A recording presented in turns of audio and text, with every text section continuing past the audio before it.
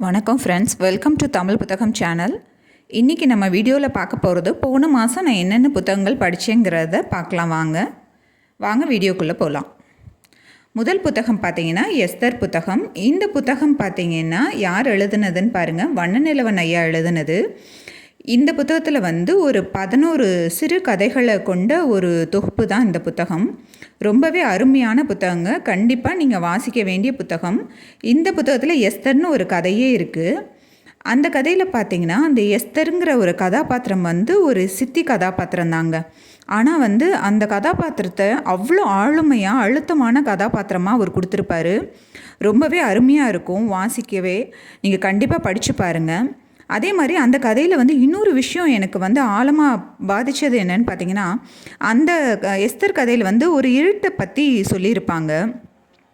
ஒரு இருட்டுக்கு பின்னாடி இவ்வளோ அமைதியும் ஒரு பயமும் இருக்கா அப்படிங்கிறத நமக்கு உணர்த்தின ஒரு கதைன்னு சொல்லுவேன். ஏன்னா ஒரு கதை மூலமா ஒரு இருட்டை உணர வைக்கிறதுங்கிறது ரொம்பவே அற்புதமாக சொல்லியிருப்பாங்க. இந்த தொகுப்பில் பார்த்திங்கன்னா எனக்கு இன்னொரு பிடித்தமான கதை ஒன்று இருக்குங்க. அந்த கதை பேர் பார்த்திங்கன்னா அவனூர். ஏன்னா நான் இது எவ்வளோ அருமையான ஒரு தொகுப்புங்கிறதுக்காக உங்களுக்கு இந்த ஒரு கதை மட்டும் சொல்கிறேன். இந்த அவனூருங்கிற கதையில் பார்த்திங்கன்னா ஒரு இளம் பருவத்து பெண் இருப்பா. அவள் அவளுக்கு திருமணம் பேசி முடிக்க போகிறப்ப பார்த்திங்கன்னா அவள் வீட்லேயே ஒரு பையன் வளருவான். அந்த பையனுக்கும் அவளுக்குமான உறவு என்னங்கிறத தெளிவாக சொல்லாட்டியும், ஆனால் அவங்களுக்குள்ள ஒரு மன போராட்டத்தை அவர் சொல்லுவார். ஆனால் அந்த பெண்ணுக்கு வேறொரு ஆணோட திருமணமாகி அவங்க அந்த கணவர் வீட்டுக்கு போயிடுறா. அங்கேயும் அவன் நல்ல முறையில் தான் இருக்கா. அவர்களுக்கு 2 குழந்தைகள் இருக்காங்க.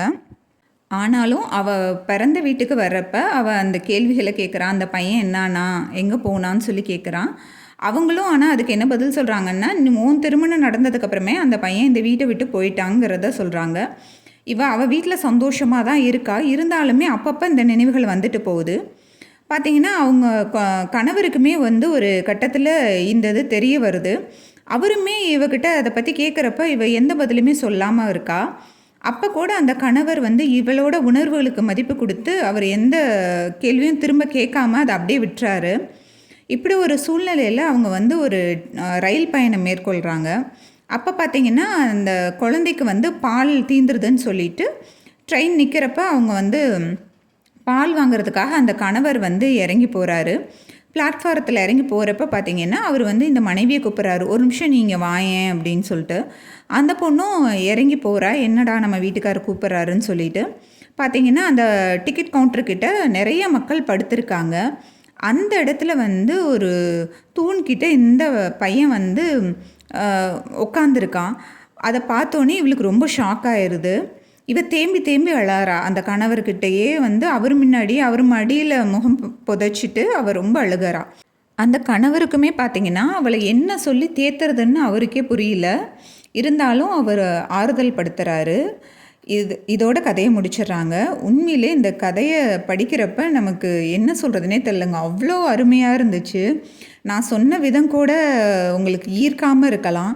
ஆனால் கண்டிப்பாக இந்த கதையை நீங்கள் படித்து பார்த்தீங்கன்னா உங்களுக்கு ரொம்பவே பிடிக்குங்க. இந்த புத்தகத்தோட இன்னொரு முக்கியமான விஷயம் என்னன்னு பார்த்தீங்கன்னா, அது பப்ளிஷ் ஆன வருஷம்தாங்க. என்கிட்ட இருக்கிறது பார்த்திங்கன்னா முதல் பதிப்பு தான். அது எப்போன்னு பார்த்தீங்கன்னா 1976 அது பதிப்பு பண்ணியிருக்காங்க. 76லே வண்ணநிலவன் ஐயா என்ன சொல்லியிருக்காங்கன்னா, ஒரு மனைவிக்கு திருமணத்துக்கு முன்னாடி ஒரு காதல் இருந்தால் அதை கணவன் எவ்வளோ அழகாக எடுத்துக்கிட்டு அவங்க வாழ்க்கையை கொண்டு செலுத்தணுங்கிறத ரொம்பவே அருமையாக சொல்லியிருப்பார். எப்பயுமே ரைட்டர் ஒரு ட்ரெண்ட் செட்டர்ன்னு சொல்லுவாங்க. அது மாதிரி இது அந்த காலத்தில் யோசிச்சு பாருங்க, அவர் எவ்வளோ ஒரு முற்போக்கான சிந்தனையை முன் வச்சுருக்கான்னு சொல்லிட்டு. அதுக்காகவாவது நீங்கள் இந்த புத்தகத்தை படிக்கணும். கண்டிப்பாக இந்த புத்தகத்தை படிச்சுட்டு என் கூட எப்படி இருந்துச்சுங்கிறத ஷேர் பண்ணிக்கோங்க. அடுத்த புத்தகம் பார்த்திங்கன்னா கொட்டுமேளம் புத்தகம். இந்த புத்தகத்தை எழுதுனது யாருன்னு பார்த்தீங்கன்னா தி ஜானகிராமன் ஐயா தான் இதை எழுதியிருக்காங்க. இந்த புத்தகத்தோட பேரும் கொட்டுமேளம்ங்க. இதில் ஒரு சிறுகதையும் கொட்டுமேளம்னு இருக்குது. இது ஒரு 12 சிறுகதையில் கொண்ட ஒரு தொகுப்பு தான் இது.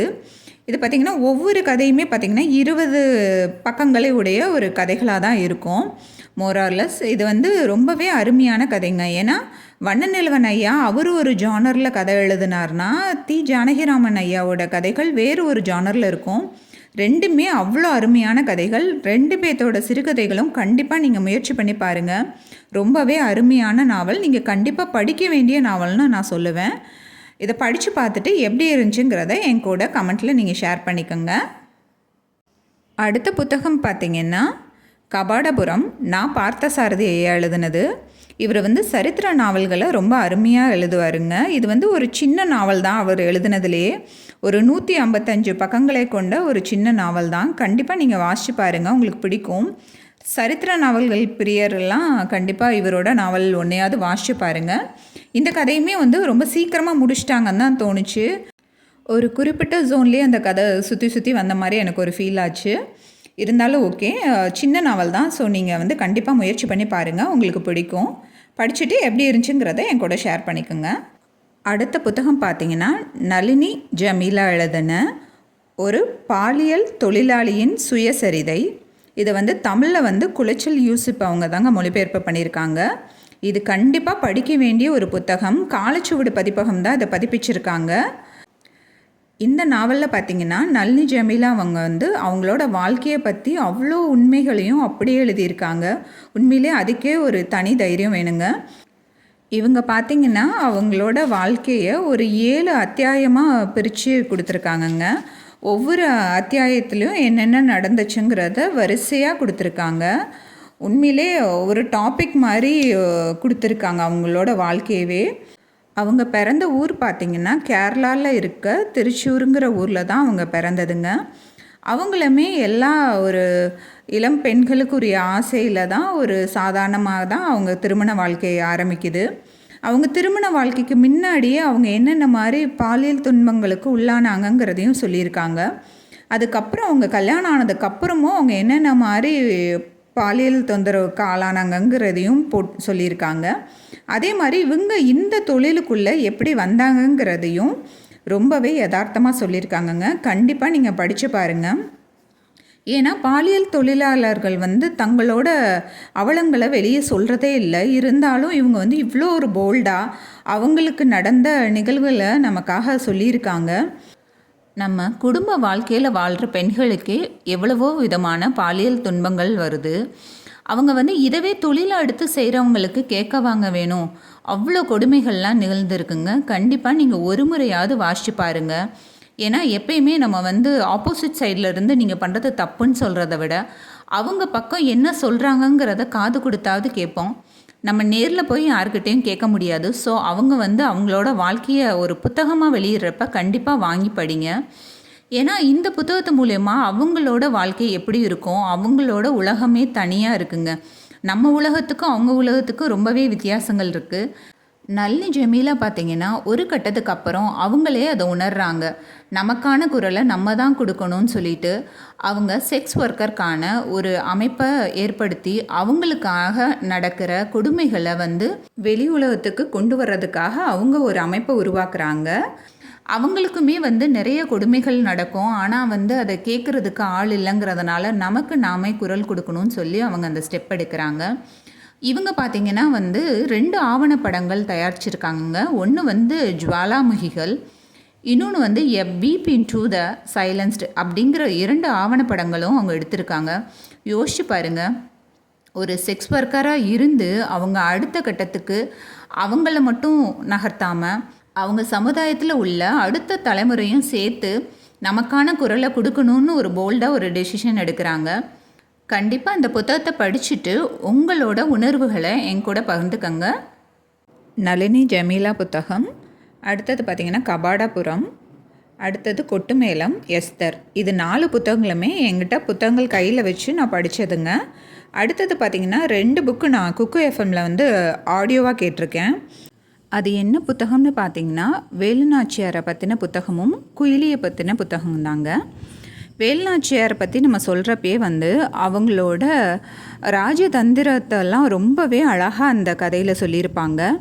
அதே மாதிரி பார்த்திங்கன்னா அவங்களுக்கு ஒரு இக்கட்டான சூழ்நிலையில் மருது சகோதரர்கள் என்ன மாதிரி ஹெல்ப் பண்ணியிருப்பாங்கங்கிறதும் சொல்லியிருப்பாங்க. நம்ம தமிழில் இப்போ தான் அர்ச்சனை பண்ணுறோங்கிறது இல்லைங்க கடவுளுக்கு. அந்த காலத்துலையுமே வந்து வேலுநாச்சியார் கடவுளுக்கு தமிழில் தான் அர்ச்சனை பண்ணணுங்கிறத அவங்களுமே வலியுறுத்தியிருக்காங்க. ஒரு கட்டத்தில் பார்த்திங்கன்னா பிரிட்டிஷ் வந்து வேலுநாச்சியாரோட கணவரை வந்து படுகொலை செஞ்சிடறாங்க. அப்போ கூட அவங்க மனம் தளராமல் எப்படி தலைமறைவாகி அவங்களுக்கு வந்து படை திரட்டி அவங்க வந்து போருக்கு வந்தாங்கங்கிறதெல்லாம் உண்மையிலே நம்ம பிரமிக்க வைக்குங்க. ஒரு பெண்ணாக இருந்து அந்த காலத்தில் அவங்க எவ்வளோ போல்டான டிசிஷன்ஸ்லாம் எடுத்திருக்காங்கங்கிறது. அவங்களோட பெண்கள் படையோட பேர் பார்த்திங்கன்னா உடையாள் பெண்கள் படை. அந்த உடையாளுங்கிறவங்களும் அவங்களுமே ஒரு முக்கியமான ரோல் ப்ளே பண்ணுவாங்க. அது மாதிரி அந்த பெண்கள் படையோட தலைமை வந்து யாருன்னு பார்த்தீங்கன்னா குயிலி. அவங்களுக்கும் தனியாக ஒரு ஸ்டோரி இருக்குங்க. இந்தியாவிலே வந்து முதல் தற்கொலைப்படை தாக்குதலில் நடத்தினவங்களும் வேலுநாச்சியார் அவங்க தான். வேலுநாச்சியாரை பற்றின வாழ்க்கை வரலாறை நம்ம தெரிஞ்சுக்கிட்டு கண்டிப்பாக அடுத்த தலைமுறைக்கும் அதை நம்ம வந்து அவசியம் சொல்லித்தரணுங்க. கண்டிப்பாக நம்ம வந்து சொல்லித்தர வேண்டிய ஒரு பெண் ஆளுமையில் அவங்க ஒரு முக்கியமான பங்கை வகிக்கிறாங்க. இந்த 6 புத்தகங்களும் தான் நான் போன மாதம் வாசித்த புத்தகங்கள். இது எப்படி இருந்துச்சுங்கிறத நீங்கள் கமெண்ட்டில் சொல்லுங்கள். நீங்கள் படித்த புத்தகங்கள் என்னென்னங்கிறதையும் கமெண்ட்டில் சொல்லுங்கள். இந்த வீடியோ பிடிச்சிருந்தால் தொடர்ந்து நம்ம சேனலில் இணைந்திருங்கள். அதுவரை உங்களிடமிருந்து விடைபெறுவது கலையரசி சீனிவாசன்.